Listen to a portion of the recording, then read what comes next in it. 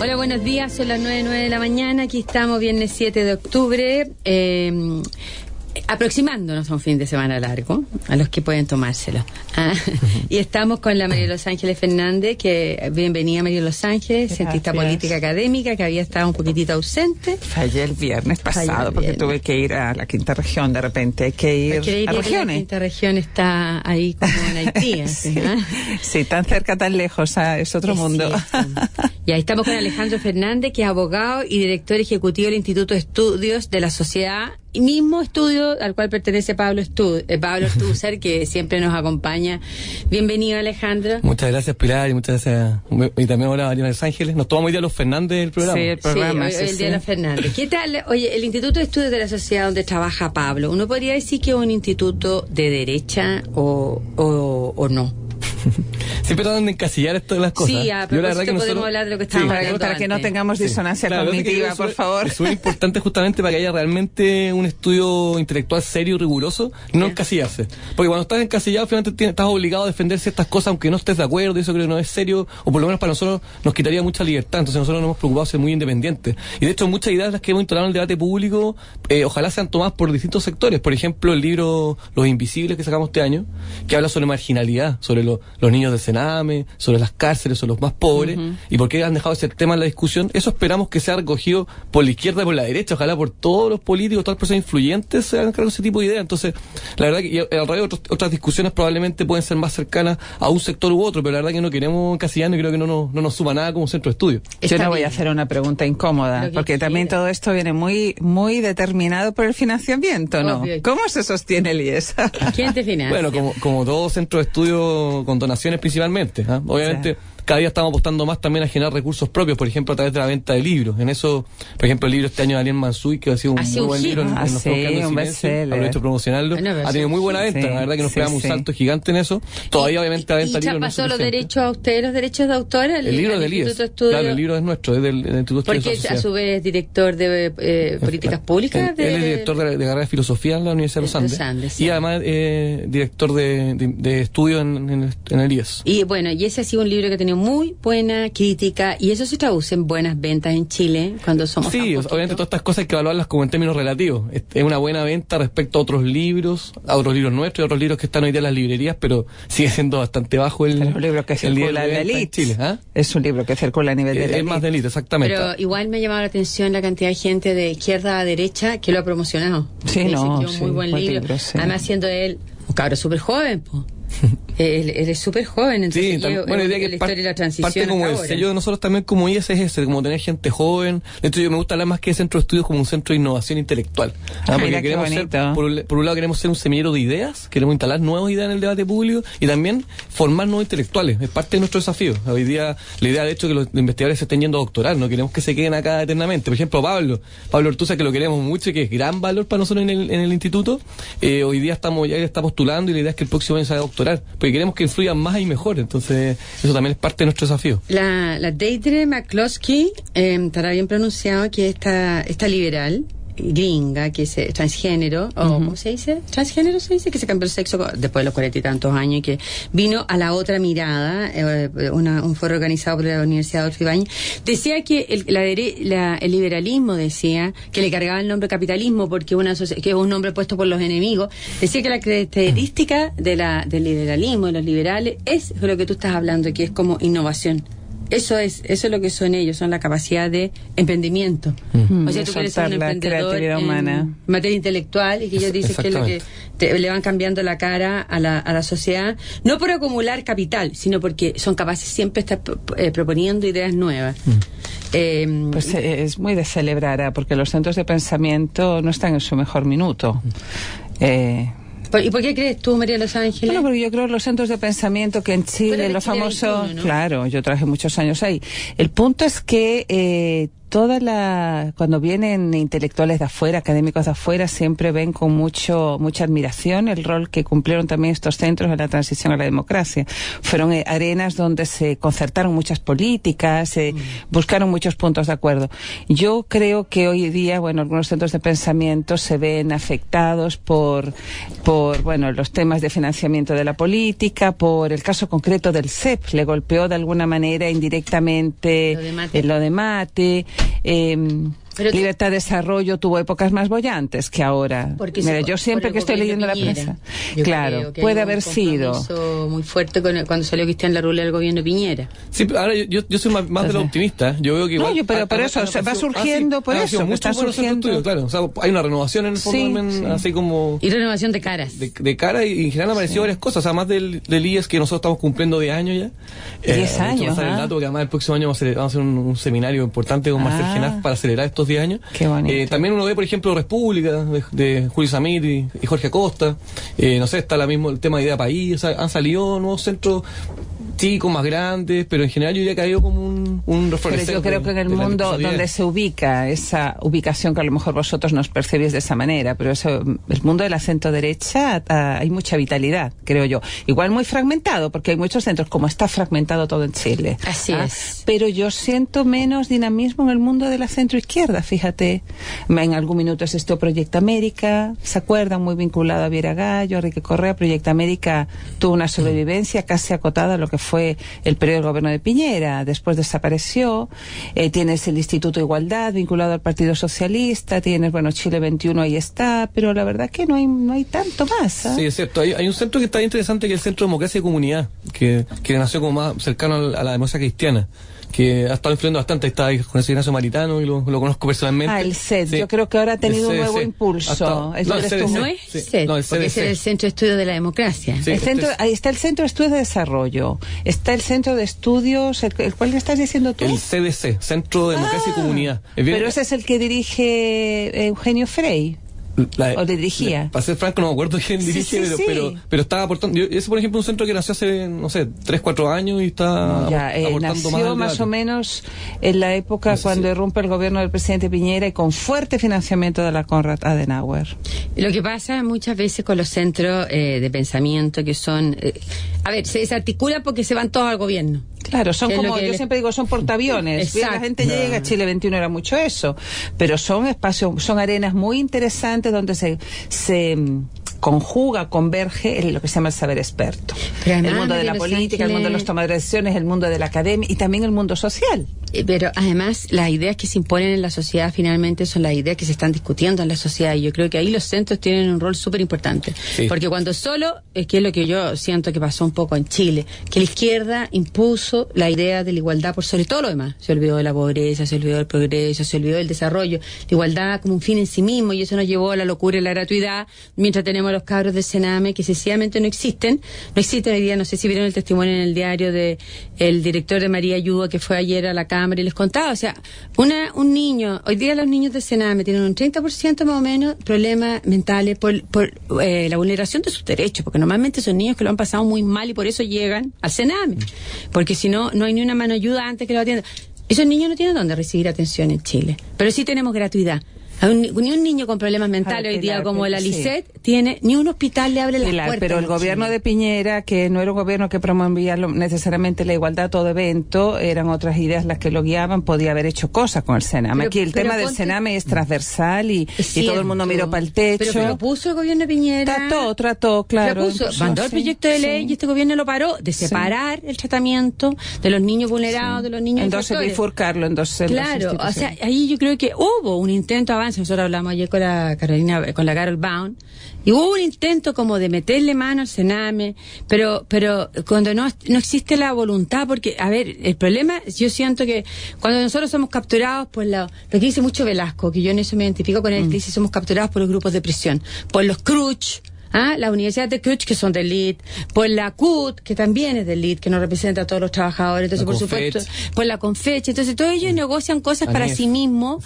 aunque a los demás no les beneficia. La presión del corporativismo, pero mira, yo creo que la igualdad en Chile ha estado siempre presente. Lo que pasa que se hablaba más de igualdad de oportunidades, y lo que busca la nueva mayoría es que más allá de la igualdad de oportunidades se fijen de alguna manera más concreta la igualdad de resultados. Exacto. Pero la retórica de la igualdad de oportunidades está a la base, ¿verdad?, de todas las visiones desde el 90 a la fecha. El crecer con equidad y todo eso. Es que la igualdad de oportunidades lo que plantea es establecer desde el punto de partida, ¿verdad?, como bien se dice, cierta igualdad de condiciones para que todos partamos de la misma línea en la barrera de la vida. Pero también sucede, Pilar, y concédeme que yo tengo la razón, que en Chile hay muchas oportunidades para que a lo largo del desempeño de tu vida encuentres, digamos, zancadillas, por distintos motivos. Que se desnivele la cancha. Claro, entonces tú también a lo largo de la carrera de la vida tienes que ir viendo un niño que es de origen mapuche, por mucho que parta con un niño huinca, digamos, de la misma línea, a lo largo de su vida va a experimentar zancadillas. Una mujer versus un hombre, igual. No hablemos por tu orientación sexual. Quizá aquí los temas religiosos no pesan tanto, pero hay distintos clivajes que de alguna manera, entonces yo entiendo que hay que ir velando a lo largo de la carrera de la vida en una sociedad tan desigual como la chilena, de que realmente si tú partiste más o menos parejo con otras personas que están en desigual condición, que eso no se caiga. Es que tienes que ir asegurando que la gente siga pareja. Que entonces cuando hablas todos esos elementos de discriminación, por ejemplo, por ser mapuche o ser mujer, etcétera, igual finalmente estás hablando de igualdad de oportunidades. Entonces que son otro tipo de elementos, que no tienen que ver necesariamente con la educación que uno recibe formal en el colegio. Ahora, volviendo al tema Sename, yo estoy de acuerdo que al final no pasa por más o menos igualdad o concepción más política, sino que tiene que ver principalmente con un problema que sí ha sido transversal en la política, que es darle prioridad a otros temas, generalmente donde están los votos. Y eso es lo que termina pasando. Además del mismo interés en general, termina moviéndose por donde la masa se mueve, quiénes son los que marchan, quiénes son los que votan. Y claramente los niños del Sename, los más vulnerables, son los niños que no votan y por lo tanto poco le han importado en general a los políticos. Y yo creo que en eso, voy a citar a Pablo porque no lo voy a robar, esta frase que la puso ayer en Facebook, Pablo Ortúzar, que estaba de vacaciones pero sigue muy conectado, lo dijo con mucha claridad, dijo acá se han violado sistemáticamente los derechos humanos, y es cierto, esto es una violación muy grave. Él mismo decía, deberíamos agrandar el Museo de la Memoria y también poner este tema. Han muerto más de 200 niños en los últimos 10 años, esa cuestión realmente es grotesco. Yo creo que cuando uno mide el éxito de un país, de un Estado y de un gobierno, más que hablar del Producto Interno Bruto, incluso del índice de desarrollo humano, realmente el estándar es cómo tú tratas a tus niños y cómo tratas a los niños más vulnerables. Sí. La pregunta, Alejandro, ¿por qué no salimos a la calle todos a marchar por esto? Me hago yo esta pregunta, porque yo sola no puedo salir a marchar porque voy a hacer el loco. ¿Por qué no salimos a la calle a marchar por esto y se sale a marchar por no más FP, por ejemplo? Esa es la pregunta. Porque al final tenemos una visión súper egoísta, individualista, porque al final nos encanta llenar la boca de la preocupación por el otro, pero el que marcha en general, y volcarla en las el que redes, está pensando en su propia pensión, el que por su pensión está marchando. Claro. Porque de hecho cuando le pregunta a la gente si está dispuesta a parte de su pensión darla a otro, dice que no, el gran porcentaje, cosa que yo puedo compartir de punto de vista pública, pero en términos ideológicos es interesante, la mayoría de la gente no quiere compartir nada de su pensión. Y lo mismo con las marchas estudiantiles, finalmente eran para sus propios intereses. Ellos marchaban para que ellos tengan gratuidad, para que sus familias no tengan que pagar. Entonces al final nos movemos siempre por el interés propio.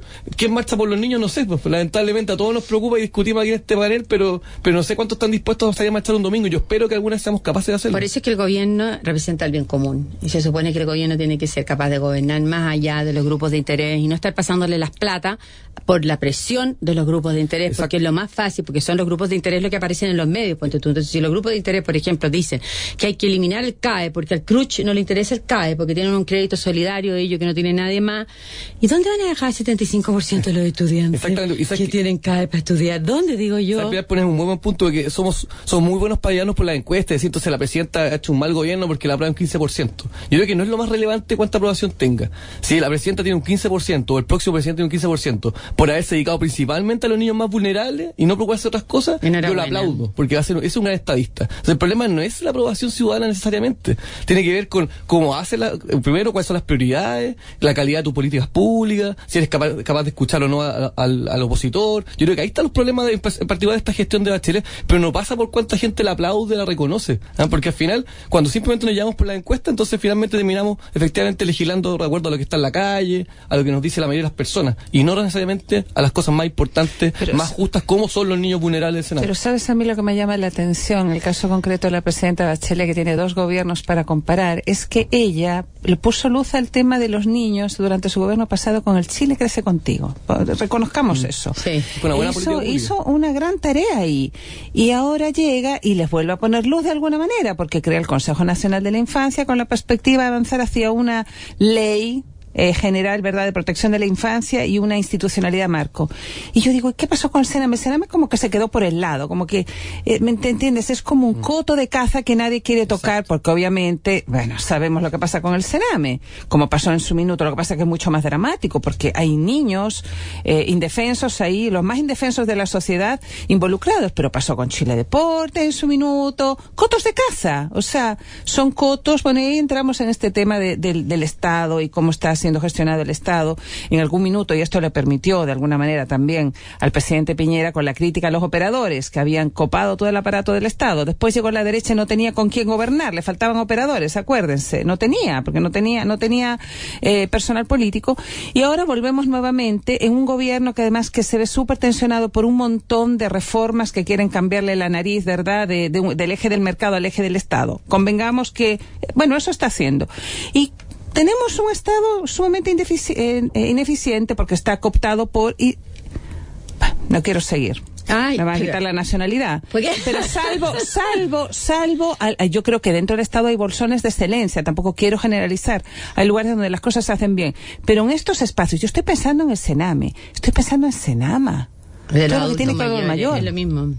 Ahí porque no ha pasado nada así tan dramático, pero puede estallar en cualquier minuto, porque el modelo de funcionamiento es el mismo, el esquema es el mismo. Pero además recuerda lo escandaloso, hace pocos días salió una portada del Mercurio, cuánto los sueldos del sector público eran más de 200% mayor que en el sector privado, pero ¿dónde están en los gabinetes, en general la asesoría? Ahí están dando los sueldos extraordinarios. Sí. Pero los psicólogos, asistentes sociales, personas que trabajan directamente con los niños, esos son los que están... De pobreza franciscana. Ellos les pagan muy mal, sin ninguna condición, entonces acá está mal repartido el chancho, está más pelado chancho, como dice nos dedicamos mucho a estar en grandes gabinetes. Tú mirás, los Ministerio de Educación aumentaron de 10 o 15 a 50 y 60 con esa Aguirre, y además le pagan sueldos millonarios, 3-4 millones de pesos, una cuestión realmente vergonzosa. Y por otro lado tenemos un Sename votado, que nadie se acuerda, donde les pagan sueldos pésimos, con unas condiciones laborales terribles. Entonces, también es súper injusto cuando hablamos del Sename, en realidad hay que hablar del Estado en general y de la sociedad completa con los niños, porque esto es un tema de sociedad civil y de Estado. Y el Sename finalmente está pagando los costos, está haciendo lo poco que puede hacer. Yo aquí menos responsabilizaría a la gente que está a cargo de los directores de esos hogares, porque ellos con pocos recursos, con cero capacidades, sí, hacen lo que pueden, le ponen mucha voluntad. Si el problema es mucho más anterior. Y te advierto que con esta inyección de recursos no va ni uno para estos hogares. Porque mira, 2.500 millones de pesos. Son colaboradores. Los niños que están en residencia, el 90%, 90 y tantos por ciento, es como 95% están en hogares privados. No va ni un peso para ellos. Claro, es nuevamente un tema ideológico. Entonces, ¿cómo se las van a arreglar? El de María Ayuda decía, ponte tú, que a los niños que tienen problemas mentales o los ponen en clínicas privadas o esos niños se terminan suicidando. Sí, no hay destino. Terminan como lo. Imagínate, sí, son 198.000 pesos por niño cuando debieran ser casi 700.000 pesos por niño, y los 2.500 millones de pesos aprobados este año como una inyección de recursos extra van el 80% a renovar infraestructura inmobiliaria de los centros. Bueno, nuevamente los fierros que decía, esta cosa de pensar en los fierros que en educación. Sí, hay una concepción ahí. Y nuevamente, mira, tú hablas de este famoso proyecto de la protección de la infancia que también pusieron. Pero también es importante ver que acá, más que un tema de verdad de solución como de problema, hay un tema muy ideológico, muy sobreideologizado, porque ese proyecto de infancia lo que quiere hacer en muchos casos es reemplazar el rol de los padres por el Estado. De hecho, entonces, y además es absurdo y grotesco cuando son capaces de hacerse cargo de los niños más vulnerables que no tienen familia. No solamente no se hacen cargo de ellos, sino que además ahora quieren intervenir a las familias donde sí hay padres. O sea, alegando el mejor derecho del niño que tome las decisiones funcionarias del Estado, que son los mismos que no son capaces de hacer cuando no hay padres. Invocan a Noruega y otros países, claro, pero es una realidad totalmente distinta. Acá primero hagámonos cargo de los niños que no tienen familia, que son marginados, que están solos, abandonados, y después, bueno, veamos cómo además apoyamos a las familias para que sean mejores padres y madres. Oye, el Consejo Nacional de la Infancia, que solo se ha dedicado a gestionar proyectos legislativos, tiene un presupuesto mucho mayor que la inyección de recursos que le hizo al Sename la presidenta Bachelet. Tiene más de 3.000 y tantos millones para dedicarse a gestionar proyectos, y resulta que le inyectó 2.500 millones. Entonces, ahí ayer nos decían, uno pensaba que el Consejo Nacional de la Infancia, por último, iba a asumir un rol más efectivo, que no fuera pura teoría de cambiar los roles de los padres, la formación de los hijos, te fijas, y derechos de los niños, teórico, y que iba a asumir un rol porque hoy día el problema que hay es que todas las políticas públicas, los niños que están vulnerables los dejan fuera. Fíjate que lo que anunciaba como gran medida es que se van a preocupar de que estos niños vayan al colegio, que los programas de drogas les lleguen. Pero ¿por qué están fuera de además estamos olvidando una cosa principal, que al final es la familia. O sea, nosotros tenemos que, al final, la principal protección de la infancia es la familia. Los hogares tienen que ser siempre transitorios. De hecho, se mostraba ayer cifra la segunda que no iban a estar más de 6 meses los niños en un hogar, jamás. Entonces lo que tenemos que hacer, obviamente, no en esa familia donde sufre violencia y abuso, pero lo que hay que hacer en principal política es apoyar, buscar tíos, abuelos, etcétera, y el Estado quizás pueda apoyarlo a través de recursos, pero ahí está, y tiene que estar la prioridad puesta ahí. Los hogares jamás, ni los mejores hogares. Tú le pones, Alejandro, para polemizar, perdona que te interrumpa, todo esto de que los padres, ¿no estás ahí trasladando una idea, una cierta superioridad adulta? Porque los niños a cierta edad y cada día más temprano saben también lo que les conviene. Pero estamos hablando de niños de 5 años, 6 años que llegan al Sename. Sí. ¿Saben lo que les conviene?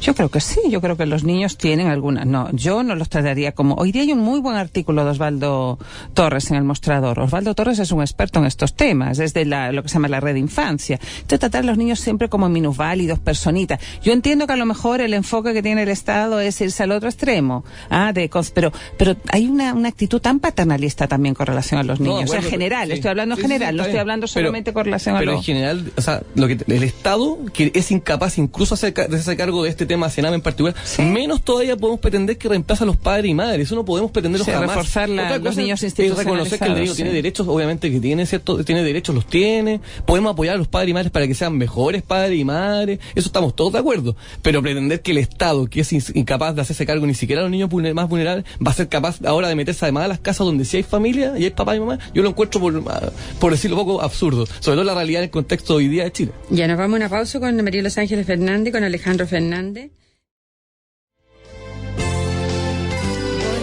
A la vejez. María Los Ángeles Fernández y Alejandro Fernández, hoy día el Día de los Fernández, abogado y director del Instituto de Estudios de la Sociedad, que es nuestro invitado.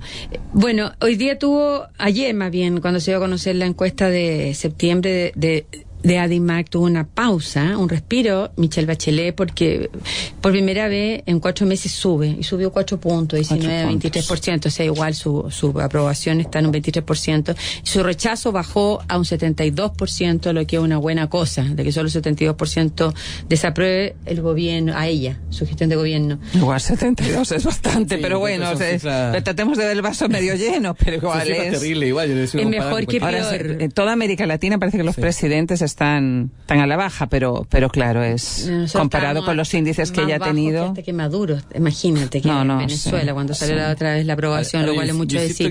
Que más allá de quedarnos con si son cifras buenas o malas, por lo menos yo creo que puede ser bueno para ella como presidenta, para que gobierne más tranquila. Yo creo que un presidente necesita un presidente que sea reflexivo, que piense las cosas. Yo creo que claramente no están con mal los números de las encuestas, se ponen nerviosos, ansiosos. Entonces, yo creo que esto le puede sumar sobre todo a ella para que ejerza bien su rol de hecho, se le ve más aliviada. Y yo le he visto, no sé si ustedes han visto que hay un cambio de discurso, que está por primera vez reconociendo que Chile no está tan mal. Está cambiando de su discurso de autoflagelante, de que todo está mal, que la desigualdad, que la brecha social, bla, bla, bla, a una cuestión donde, bueno, mi sensación, yo siempre lo he dicho, que yo pienso que ella está cosechando lo que ella explotó, lo que ella sembró, que es cosechar a costa de un país que estaba, pero realmente que uno pensaba que este país estaba a punto de incendiarse. Y resulta que ahora que sale de Chile y se da cuenta que todo el mundo lo único que le habla, todavía siguen hablando de Chile como que fuera el anterior, porque en verdad que los indicadores de Chile se han ido para abajo. Ella está cambiando su discurso y quizá eso también le significa un reconocimiento de la ciudadanía, ¿o no? ¿O usted cree que esto es...? Yo creo que hay un fenómeno también, puede ser estacional, aunque ayer veía un tuit yo creo que el efecto septiembre es importante y creo que también hay un tema estacional, empieza el buen tiempo, en fin, no sé, yo llevo tantos años en este país, yo creo que llega septiembre hasta marzo y como que cambiamos el switch.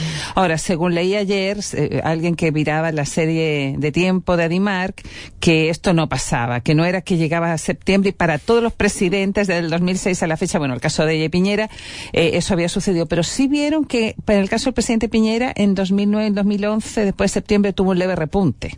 Pero bueno, son 2 años. Y la serie de Adimar, que es mes a mes, viene del 2006, 10 años. En 2 años, una golondrina no hace verano. Pero yo creo que hay un efecto, hay algo ahí de septiembre. Hay una descompresión, a pesar de que ahora, la primavera, yo creo que igual se anuncia que tiene un efecto, efectivamente, dentro de todo. Las depresiones en septiembre. Sí, aumentan. Eso sí estadísticamente está comprobado. Eso es cierto. Yo como que alcanzo a leer eso, fíjate, porque cuando empiezan los pajaritos, los brotes, de todo, como que es como un periodo como de... Uno dice, yo creo que están todos alérgicos por los plátanos orientales en esta ciudad y maldicen a quien trajo para Chile estos árboles. Pero el punto es que yo creo que los ciclos de protesta, independientemente de sus propias características, pero sí hay un efecto. No quiero plantear un determinismo climático, pero en el caso de Chile sí baja. Ahora, por eso va a ser interesante lo que veamos el 16, que entiendo que hay algo con relación a las FP, no sé si hay una marcha o algo así convocada, y luego también hay un paro nacional para el 4 de noviembre. Yo apuesto que eso va a estar bien desinflado, porque mira, la gente está terminando los colegios, los niños, las graduaciones, ya estás yo no sé. Pero también hay un tema le puede haber contribuido a dar un respiro el hecho de que estábamos completamente presidencializados, pero fuera de ella, que se cambió. Sí, yo creo que eso influye de todas maneras. El tema no está con ella el día. Exactamente. Porque entró ya, es cierto lo que tú dices. Lo que hablamos de Guillén, Lago y Piñera. Y Isabel Allende, y Sulz y todo lo demás. Sí, todo ese semillero, que si hubo 9 antes, ahora puede que haya más, pero efectivamente tú tienes razón, se corrió. Y bueno, yo creo que también la gente ya tiene ganas también de hablar de futuro. Exacto. ¿Por qué será? No lo sabemos.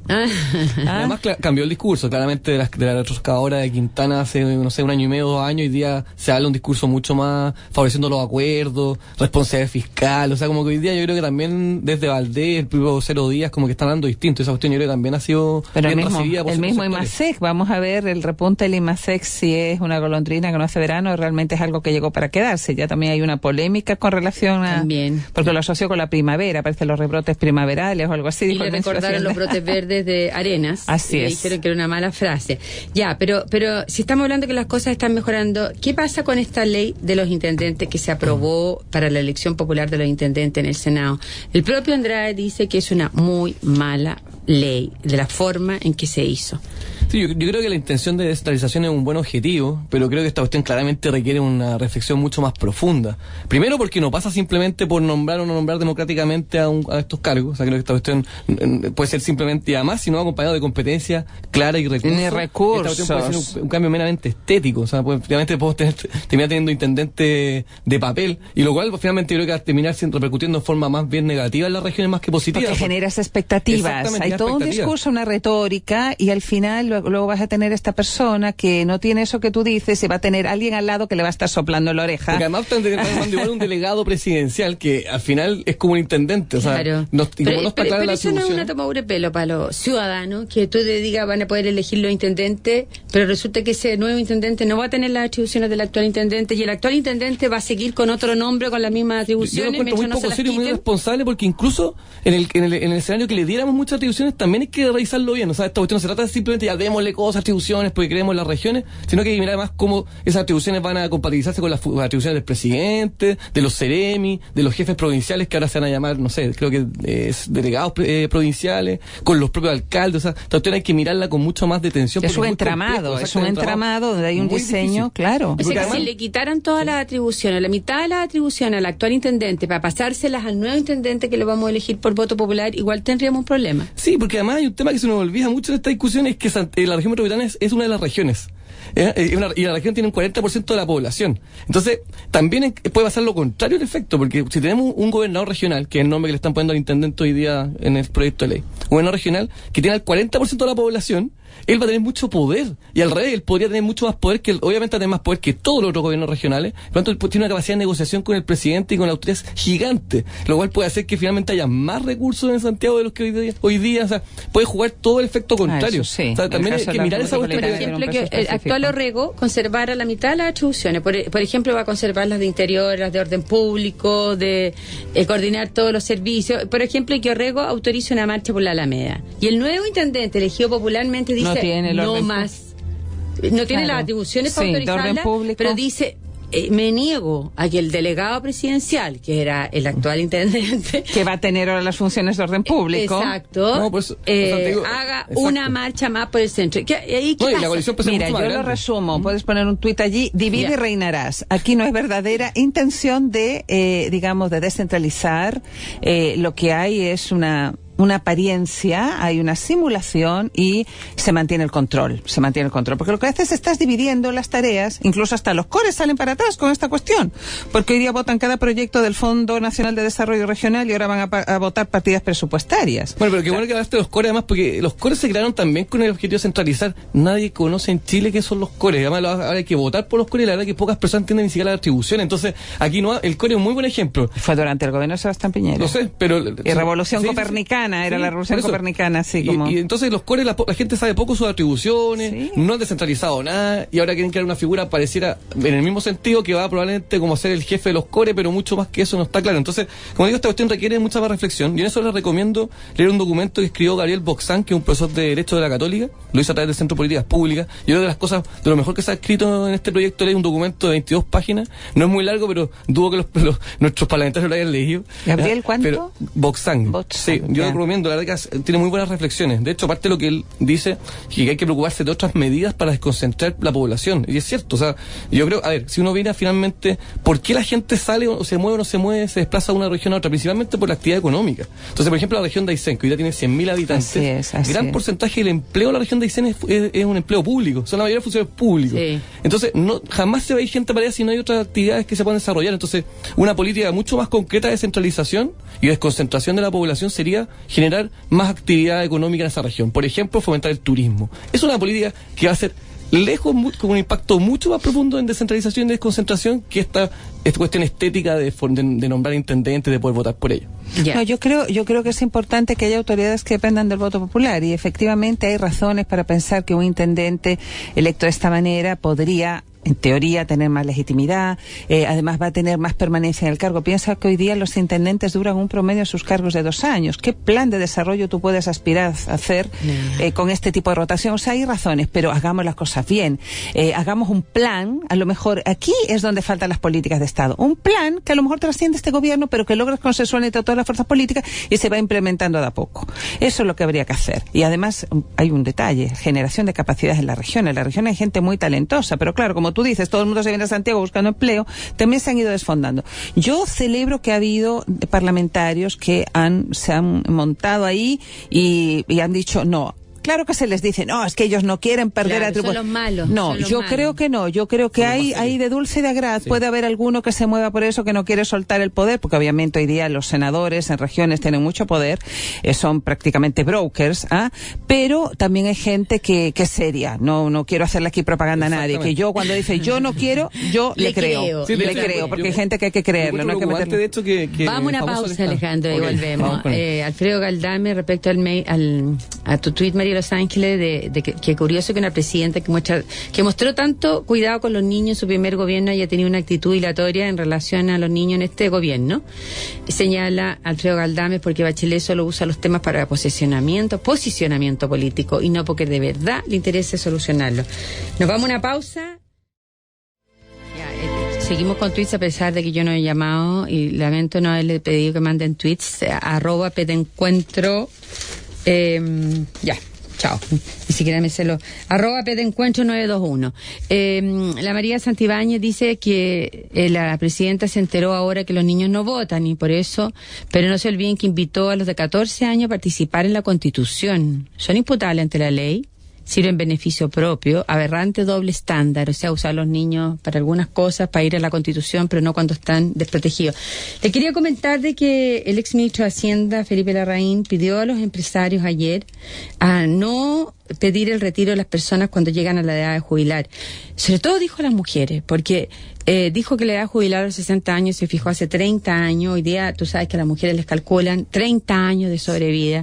Sí. Y dice que la diferencia, bueno, ya está súper escrito que la diferencia entre 5 años más de jubilación, las mujeres trabajando, que se lo digo siempre a las mujeres, es como entre un 40 y un 50% más de pensión, porque no solo impone 5 años más, sino que además tiene 5 años menos de expectativa de vida, con lo cual su pensión mejora sustancialmente. Claro, y además dice, o sea, con este nivel de expectativa de vida, esto mejoraría mucho más el PIB, porque además hay gente que está activa, que está completamente cabal, y aumentaría, dice, hasta el PIB, la riqueza del país, y sobre todo con las mujeres, porque hoy día tenemos un índice de solo 47% de las mujeres trabajan, es muy bajo, entonces, sí. Y con los bajos índices demográficos, por último dice, se necesita más gente trabajando. A mí en lo personal me parece un buen llamado a que los empresarios no jubilen a las personas anticipadamente, obviamente si la gente, o sea, no anticipadamente, bajo los plazos actuales, y que por último la gente decida si quiere seguir trabajando o no. De hecho, me ha pasado, hoy día me estaba acordando, tomé un Uber en la mañana y me ha pasado muy seguido que me toca gente mayor y me dicen, pucha, la verdad es que yo trabajé 30 años, no sé, me hicieron caer administrando edificios, pero la verdad que llegué a los 65 y me jubilaron. Y hoy día he buscado trabajo y no me dan trabajo. Y eso que él es hombre y lo jubilaron a los 65, si fuera mujer lo habrían jubilado a los 60. Exacto, pero así todo. O sea, y el primero me decía, yo estoy en perfectas condiciones, estoy súper bien, tengo ganas de trabajar, pero también es importante eso, o sea, al final el trabajo también es una forma de desarrollarse, uno le hace bien trabajar. Obviamente, exactamente significa, obviamente, una cosa distinta, tomar el Transantiago, viajar 3 horas en la micro, para trabajar de 9 a 6, 44 horas semanales, qué sé yo, pero hay un montón de otras alternativas de trabajo que te hacen muy bien. De hecho, mezclando con el tema que hablábamos hace un rato del Sename, el otro día miraba un video en internet, en redes sociales, creo que era en Finlandia, que siempre hacen las cosas bien en casi todos los temas, mostraban cómo había un programa de cuidado de niños chicos con adultos mayores, lo cual lo encontré extraordinario, una guardería dentro, genial. Precioso, o sea, porque los abuelitos estaban felices con los niños chicos, se les caía la baba mirando a estos niñitos, los niños súper entretenidos. Qué estímulo genera en sus vidas, la alegría. Decía, esta cuestión no puede ser más inteligente, ¿por qué no pensamos ese tipo de políticas? Claro. Sí. Bueno, es que un poco lo que dice el ministro Larraín, que ya se ha dicho hasta el cansancio, o sea, se hizo una reforma laboral que pensó aspectos muy concretos que tienen que ver con los derechos de los trabajadores, pero debió haber agarrado esta reforma laboral vuelo y hacer una cosa más comprensiva, porque yo no creo que se haga una reforma laboral todos los días. Entonces, pensar, por ejemplo, en cómo generar incentivos para que las mujeres, no hablemos solamente de las de las tercera edad van a jubilar, sino en general, el 48% solamente tenemos un porcentaje, nuestro promedio creo que es de los más bajos, sino el más bajo de América Latina de participación laboral femenina. Hay, según los estudios, casi 1,5 millones, 1.400.000 mujeres que están ahí, disponibles, con capacidad, que podrían trabajar y no trabajan porque no hay redes de asistencia para los niños, porque la ley de esa lacuna es una ley pensada para el siglo XX, no para el siglo XXI. En fin, yo creo que aquí, no sé, el próximo gobierno va a tener que hacer una reforma laboral pensando en el siglo XXI, pues, pero no el siglo XX. Si esta reforma se llamaba de flexibilidad y adaptabilidad. Y al final no contempló nada de eso. Qué pena. Mira, y hay todo un tema, Pilar, porque, bueno, yo por mi compromiso con los temas de género y mis mujeres, yo converso con mucha gente, incluso aquí ha habido empresas o consultoras que han tratado de instalarse como headhunter, pensando en ofrecer a las empresas mujeres muy capaces, con unos currículums desbordantes, pero que quieren trabajar medio tiempo. Ahora, mi problema es que siempre se asocia esto de la flexibilidad laboral con las mujeres, cuando yo creo que hay montones de hombres que también quieren flexibilidad laboral, porque hoy día también los hombres, sobre todo los más jóvenes, quieren otras cosas para sus vidas, quieren conciliar el aspecto de la vida privada con el aspecto laboral y además ahí se juega la sustentabilidad de la vida. Bueno, no hay eco en el mercado. Yo creo que está bueno este punto que coloca el ministro Larraín. Creo que hay una retórica muy grande acerca de la conservación de los talentos, captura de talentos, conservar talentos. Bueno, ahí tenemos la mitad de la población que podría entrar a trabajar y no entra. Lo que él dice está muy bien, dice que aumentaría el PIB, o sea, se está botando dinero en este país. Se enriquecería más Chile. Y estamos hablando de las mujeres en general, pero de las mujeres, como tú dices, en particular, que llegan al corte de la edad, tienen que jubilar, cuando hoy día en los países industrializados se está hablando de la cuarta edad ya. Claro. Entonces No, tú tienes que pensar, yo creo que de todos los que, el que ha hablado un poco más de esto es Lagos, que tiene ese componente de la mirada de futuro. El resto estamos con el corto plazo, las elecciones, los votos, y ahí nos movemos. Y en este tema yo creo que además de este llamado a los empresarios, que lo encuentro muy bueno, yo creo que además es un debate que hay que tener a propósito de la edad jubilar, o sea, hay que enfrentarlo, y nuevamente acá se requieren políticos con valentía, aunque parezca impopular cambiarlo, es razonable hacerlo. O sea, creo que no puede. Yo el otro día escuchaba al senador Sandón en el programa tuyo en el 13, él diciendo, yo a priori prometo y me niego a cambiar la jubilación. O sea, claro, esa cuestión no me parece seria. Es súper demagogo. Exactamente, además es razonable pensarlo, pues si las expectativas ya están aumentando y van a seguir aumentando probablemente, o sea, el día de mañana puede llegar hasta los 100 años de edad las personas. ¿Cómo pretendés que trabaje 60 años y tenga 40 años mantenido por pensión? Pasa que en el caso de las mujeres, Alejandro, hay un elemento adicional, que es esta zona de sombra de la vida de las mujeres, que no está iluminada monetariamente, que es la recarga que tú tienes por dedicarte a las tareas domésticas, aparte de trabajo en la vida. Entonces, ahí se habla mucho de una compensación que la presidenta ha dicho. Bueno, en fin. Nos tenemos que ir. Muchas gracias. María Los Ángeles y Alejandro Fernández, muchas gracias. Estuvo muy entretenido el programa. Que tengan un buen fin de semana, que descansen y nos vemos el martes de nuevo. Gracias, que descansen.